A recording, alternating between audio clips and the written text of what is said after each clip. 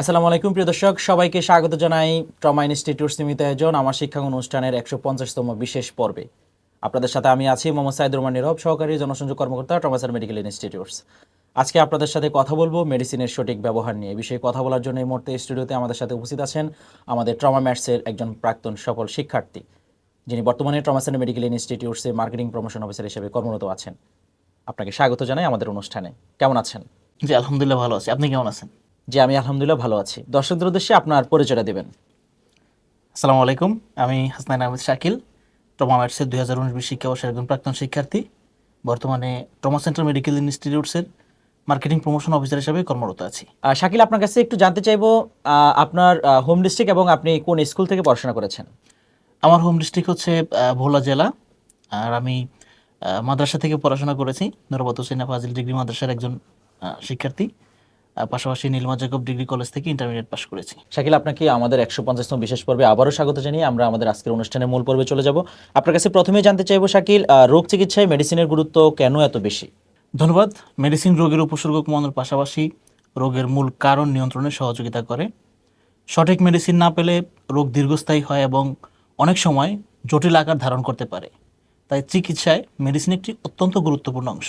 আমাদের সমাজে মেডিসিন ব্যবহারের সবচেয়ে বড় ভুলটা কোথায় হচ্ছে বলে আপনি মনে করেন? সবচেয়ে বড় ভুল হলো চিকিৎসকের পরামর্শ ছাড়া ওষুধ খাওয়া। অনেকে আগের প্রেসক্রিপশন বা অন্যের ওষুধ ব্যবহার করেন, যা মারাত্মক ক্ষতিকর কারণ হতে পারে। অনেক রোগী সময়মতো ওষুধ খান না বা ডোজ ঠিক রাখেন না, এর প্রভাব কি? এর প্রভাব খুবই নেতিবাচক।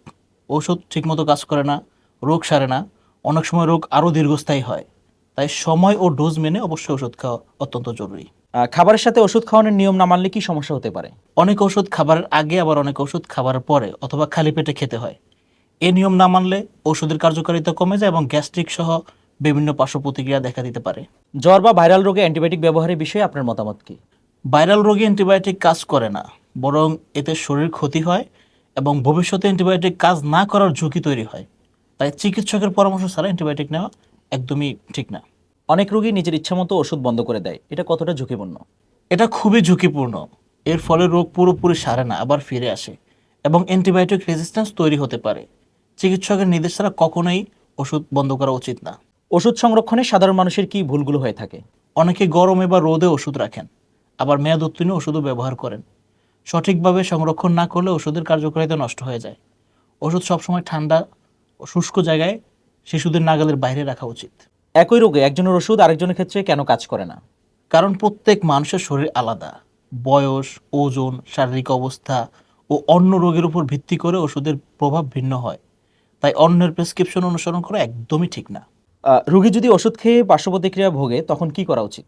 দ্রুত রোগীর অবস্থা পর্যবেক্ষণ করতে হবে, বিষয়টি চিকিৎসককে জানাতে হবে এবং প্রয়োজনে ওষুধ পরিবর্তন করার ব্যবস্থা করতে হবে।